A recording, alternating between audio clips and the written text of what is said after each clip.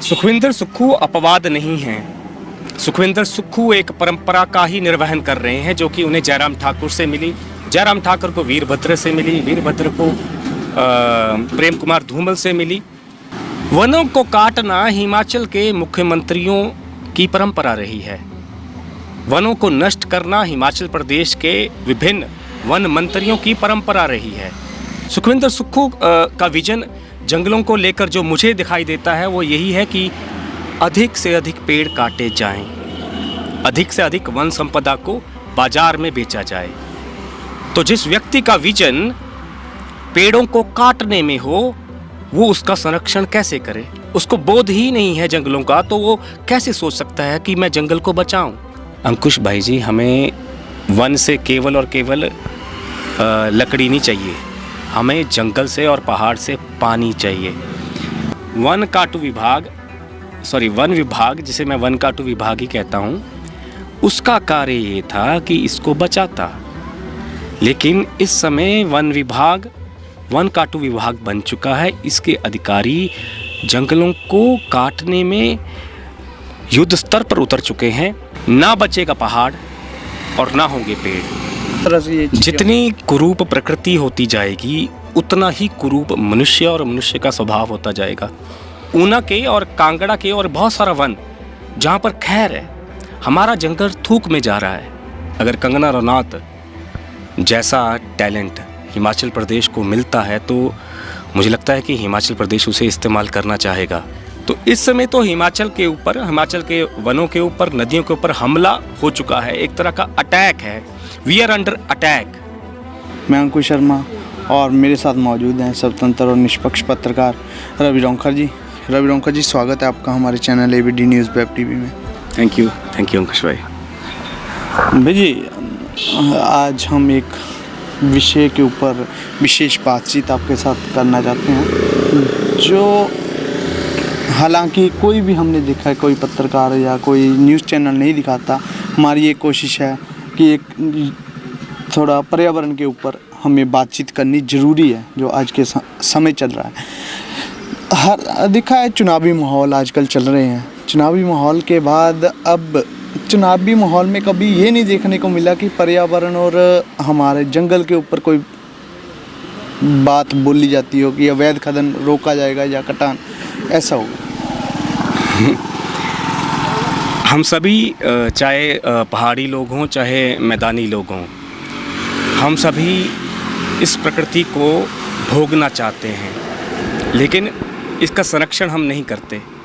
जैसे कि किसी शरारती बच्चे को आप कोई खिलौना लेके देते हैं तो वो उससे बड़े चाव से खेलता है, लेकिन धीरे धीरे वो देखता है कि इसमें है क्या, वो खोलना शुरू कर देता है और कभी उसके पहिए अलग हो जाते हैं, कभी उसका पंखा, तो धीरे धीरे वो खिलौना टूट जाता है। तो मनुष्य इस समय इस प्रकृति को, चाहे वो पहाड़ हो, नदियाँ हों, वन्य जीव हों, उनके लिए कुछ नहीं है। उनके लिए वन्य जीव जो है वो शिकार का एक वो है कि हम उसे मारें और खाएं, और जंगल का पेड़ जो है उनके लिए धन है कि हम उसको काटें और बेचें।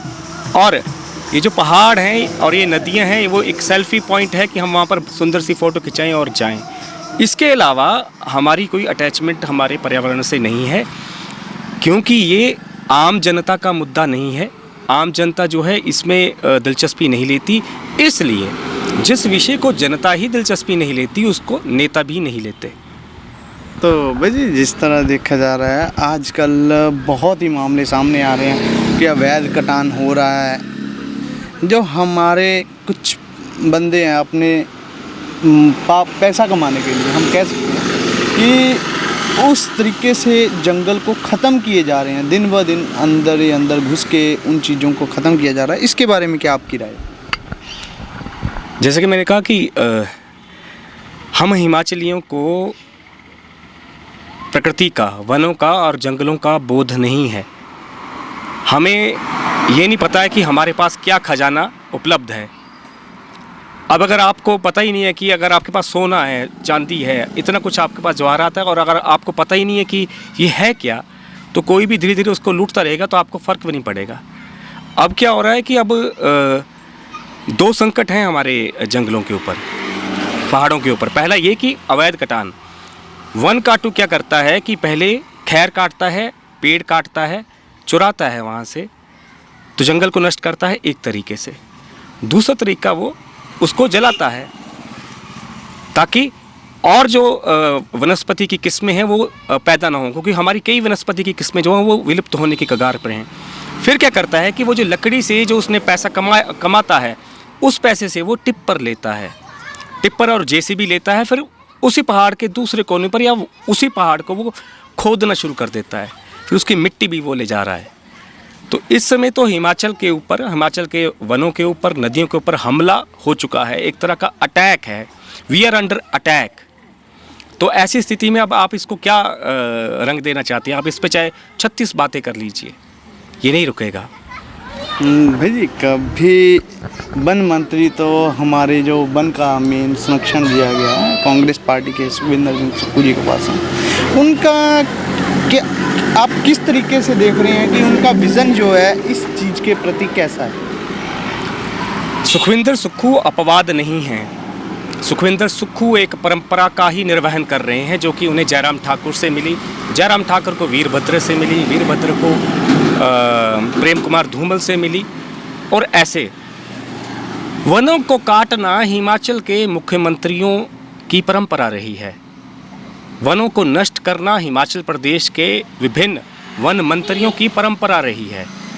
सुखविंदर सुक्खू उसी परंपरा का एक अंग हैं जो कि हिमाचल प्रदेश के वनों को काटने में ज़्यादा उत्सुक हैं, ना कि इसे बचाने में।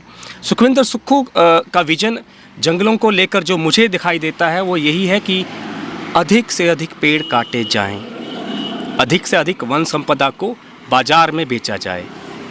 तो जिस व्यक्ति का विजन पेड़ों को काटने में हो, वो उसका संरक्षण कैसे करे? उसको बोध ही नहीं है जंगलों का, तो वो कैसे सोच सकता है कि मैं जंगल को बचाऊं?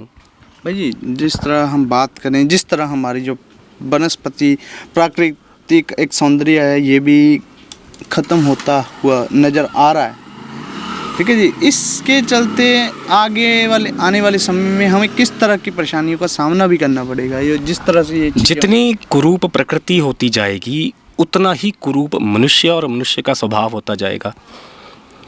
इसका जो प्राकृतिक सौंदर्य, अगर इसकी जो बनावट है, अगर उसमें बदलाव होंगे तो उसके प्रभाव हमारे समाज पर, हमारे बच्चों पर, हमारी नस्लों पर भी देखने को मिलेंगे।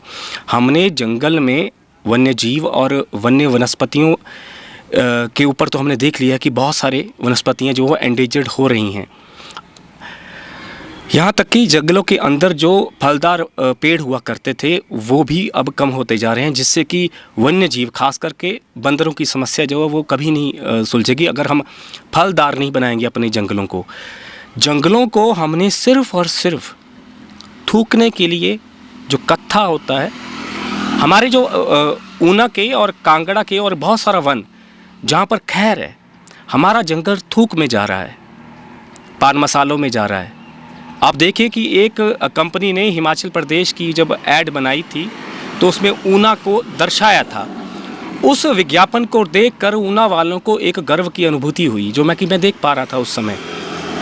लेकिन वो ये नहीं देख रहे कि वो विज्ञापन स्पष्ट तौर पर आपके जंगलों को काटने का संदेश दे रहा है कि आप अधिक से अधिक जो है वो खैर लगाएं और खैर काटें। और फिर क्या होता है कि वो ऐड उसने ग्लैमराइज कर दिया हमारे कत्थे को, हमारे खैर के वृक्ष को।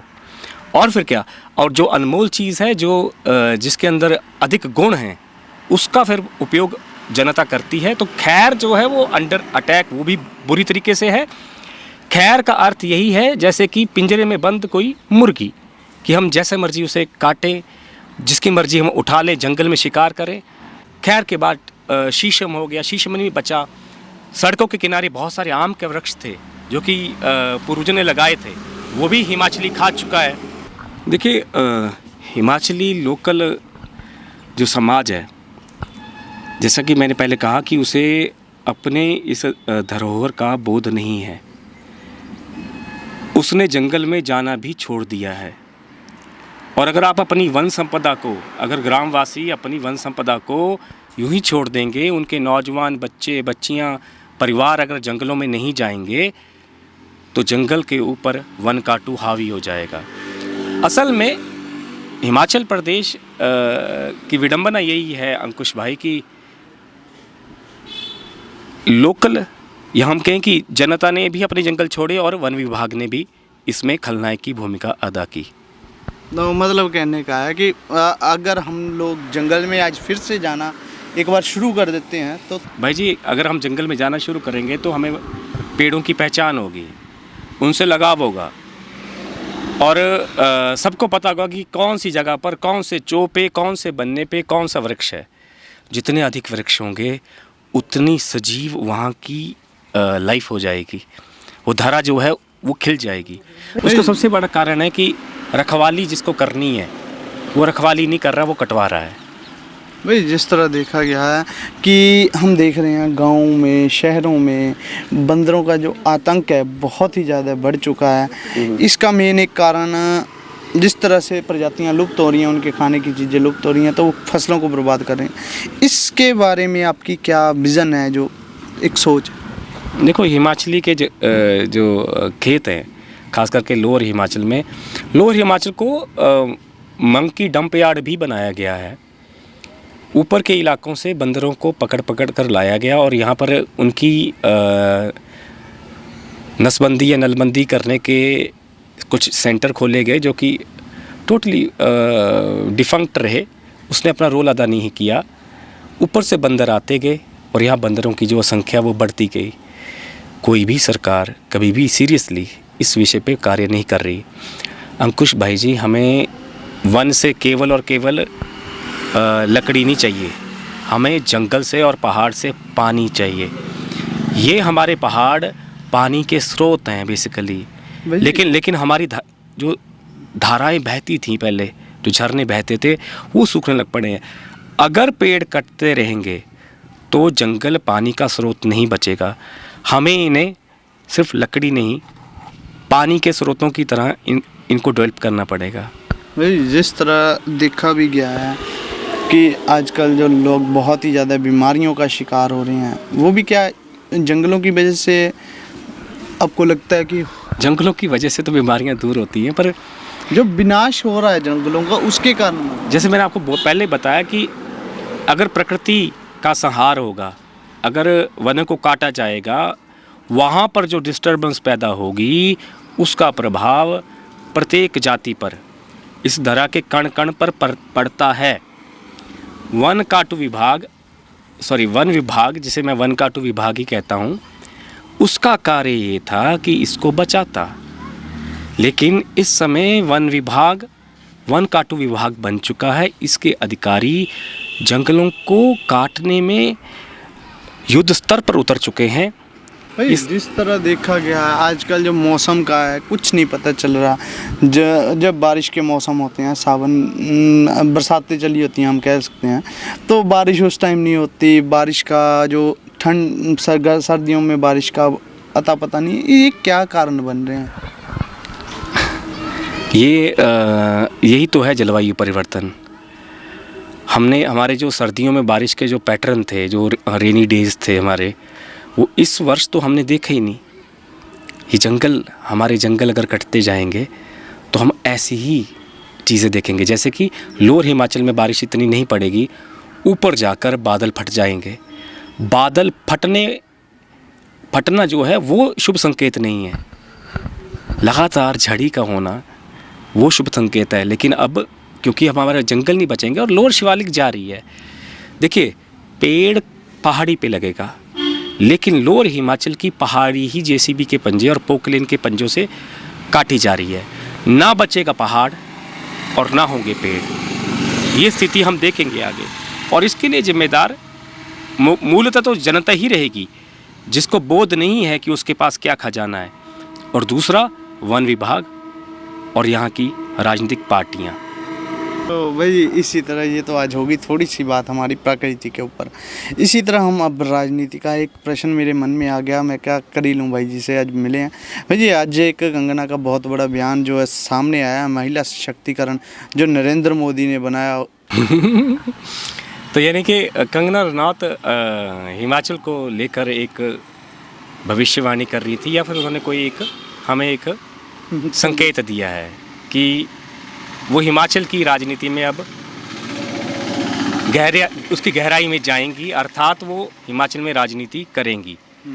अगर ऐसा होता है तो ये एक सुखद समाचार होगा। अगर कंगना रनौत जैसा टैलेंट हिमाचल प्रदेश को मिलता है तो मुझे लगता है कि हिमाचल प्रदेश उसे इस्तेमाल करना चाहेगा। मैंने 2 दिन पहले एक वीडियो देखा था जिसमें वो वहाँ के पारंपरिक परिधान में माइक हाथ में पकड़कर स्टेज के ऊपर चल रही थीं। उनका जो अंदाज़ था वो ठीक आप याद करिए कि जैसे ठाकुरों का पुराने ज़माने में रहता था ना। तो वह खुद भी तो क्षत्रिय हैं भाई। हाँ, तो मैंने उनमें वो झलक देखी एक वीरांगना की। हालांकि उन्होंने एक वीरांगना के ऊपर उन्होंने एक झांसी की रानी फिल्म में एक रोल भी किया है। तो उनका जो स्टाइल था और जिस कॉन्फिडेंस से वो बात कर रही थी, लेकिन थोड़ी सी मैं देख रहा था कि वो गुस्सा तो उन पे रहता ही है हमेशा। वो गुस्सा उनका गुण भी है जिसका सदुपयोग भी करती हैं, वो भी हल्का हल्का था। और कंगना आप देखिए धीरे धीरे कैसे कैसे रंग दिखाती हैं वहाँ के इलाकों को, महिलाओं को लेकर। जैसा कि उन्होंने कहा कि सशक्तिकरण की बात कही, प्रधानमंत्री मोदी महिलाओं में खास से लोकप्रिय हैं, ये इसमें कोई डाउट नहीं है कि अगर भारत में किसी नेता को महिलाएं सबसे अधिक प्रेम करती हैं या उसे लाइक करती हैं तो वो हमारे प्रधानमंत्री हैं। तो सशक्तिकरण की स्कीमें तो हर सरकार में चली रहती हैं। मोदी ने कई ज़्यादा स्कीमें जो हैं वो टारगेट तो करते हैं, राजनीतिक पार्टियां करती भी हैं जी। तो आज का कार्यक्रम इतना ही। विशेष जानकारी अगर आपको अच्छी लगे तो प्लीज़ हमें कमेंट करके अपनी राय प्रतिक्रिया ज़रूर दें। वीडियो को ज़्यादा से ज़्यादा शेयर करें।